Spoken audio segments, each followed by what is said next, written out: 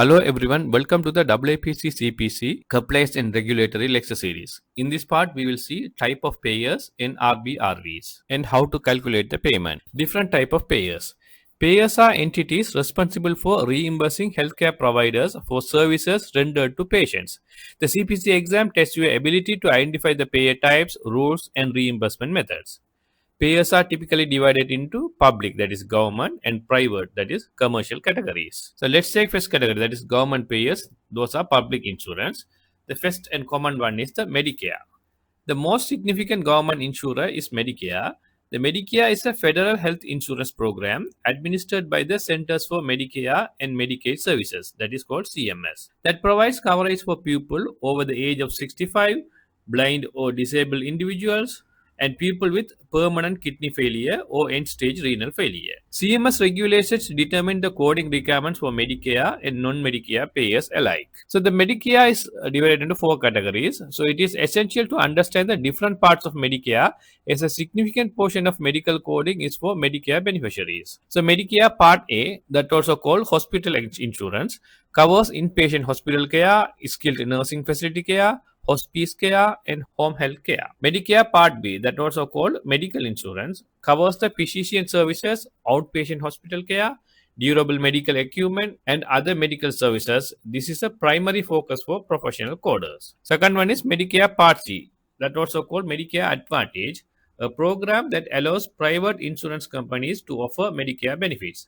These plans must provide at least the same coverage as Medicare Part A and B. Medicare Part D, this is also called prescription drug coverage, a program that helps cover the cost of prescription drugs. The second type of government payer is Medicaid. It is a state administered and federally funded, provides health coverage for low income individuals or families, children, pregnant women, and disabled. So eligibility varies by state.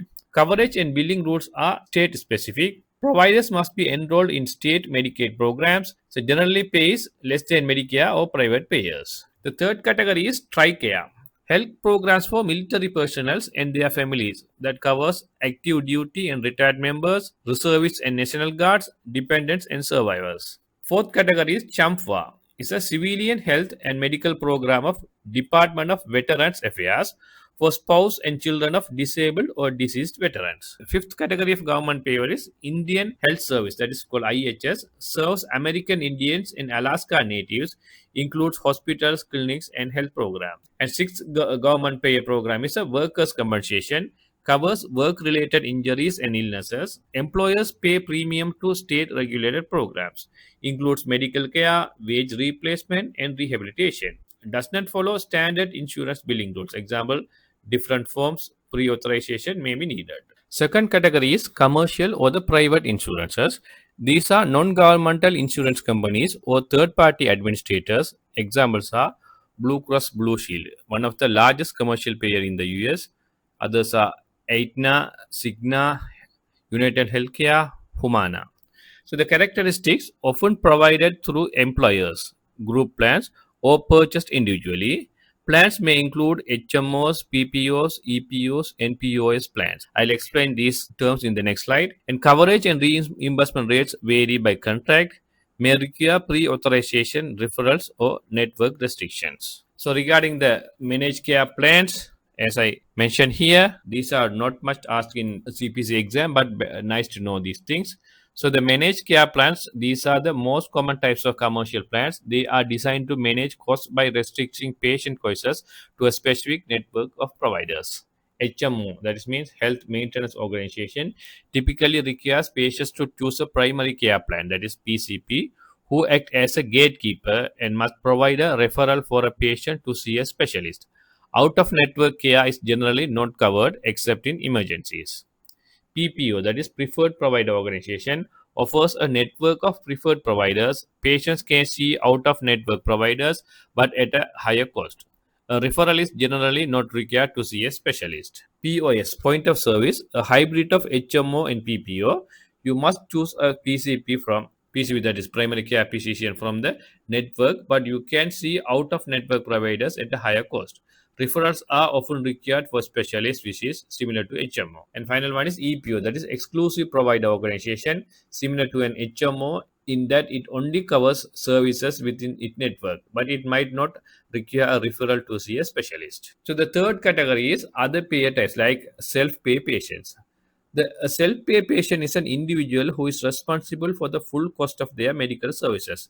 This can be for several reasons. First one is they are uninsured, or they have a high deducible plan and have not yet met their deducible. They received a service that their insurance does not cover.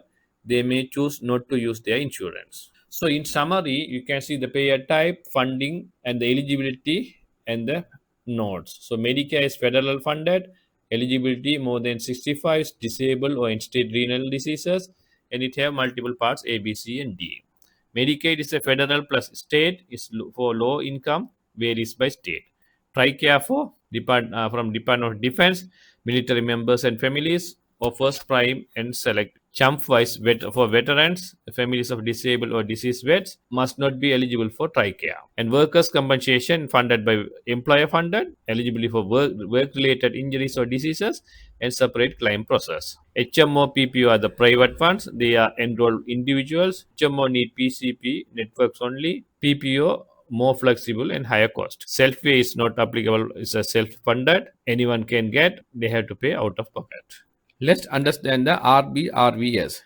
The resource-based relative value scale, that is RBRVS, is the system used by the Medicare and many other payers to determine how much to pay physicians for their services. Instead of basing payments in historical charges, RBRVS uses a standardized value-based fee schedule. It's designed to make payments for physician services more equitable by reflecting the resources used to provide them. So RBRVS payment is calculated using three main components, each with its own relative value unit. The relative value unit, that is RVU, is a unit of value assigned to a specific CPT or HPCS code. So the first one is physician work, that is called work RVU. The physician work component accounts for just half of, that is 52% of the procedure or services total relative value. This component reflects the physician effort, time, and skill. It accounts for factors like the time it takes to perform the service, the technical skill and physical effort required, the mental effort and judgment are involved, the stress is related to the risk to the patient. The second one is the practice expenses, that is called PERVU. The practice expense account for 44% of total relative value for each service. This covers the non-physician cost of running a medical practice. It includes things like clinical and administrative staff salaries, office rent, supplies and equipment, utilities, and other overhead. The third category is malpractice or professional liability insurance, that is called MVRVU. So that is PLI, professional liability insurance component accounts for 4% of total relative value for each service. This component accounts for the cost of professional liability insurance premiums associated with a specific service. So let's see how to calculate using RBRVS formula. So to calculate the final payment amount for a service, all of these components are brought together in a formula. It is crucial to understand how this formula works for a CPC exam. So the formula is payment equal to work RVU into work GPCI plus PRVU into PEGPCI plus MPRVU into MPGPCI, and altogether multiplied by CF. Here this GPCI, that is called Geographic Practice Cost Index. This is an adjustment factor that accounts for the differences in the cost of practicing medicine in different geographic areas. There is a separate GPCI for each of the three RVU components, work, PE and MP. So what I am saying is here, this physician work, that is work RVU, and P practice expense, and MP is malpractice RVU. So all three, the different GPCs there, and the conversion factor CF.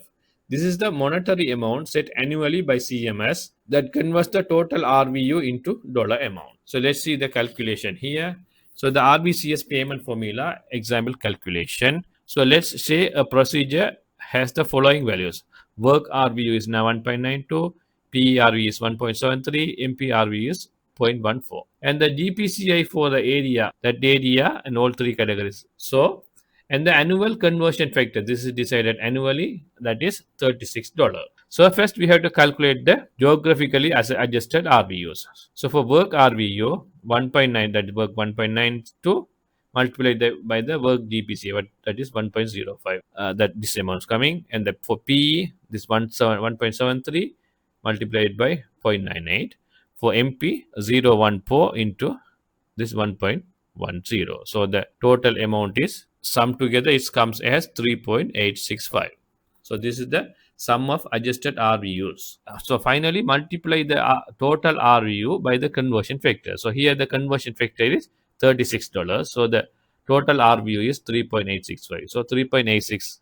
So the 3.865 multiplied by 36, it comes as $139.14. So the payment for this service would be $139.14. So this is the end of the payers in RBRVs. In the next part, we will see medical necessity, abuse, HIPAA, and privacy and security kind of things. So please subscribe my channel and stay with me. Thank you.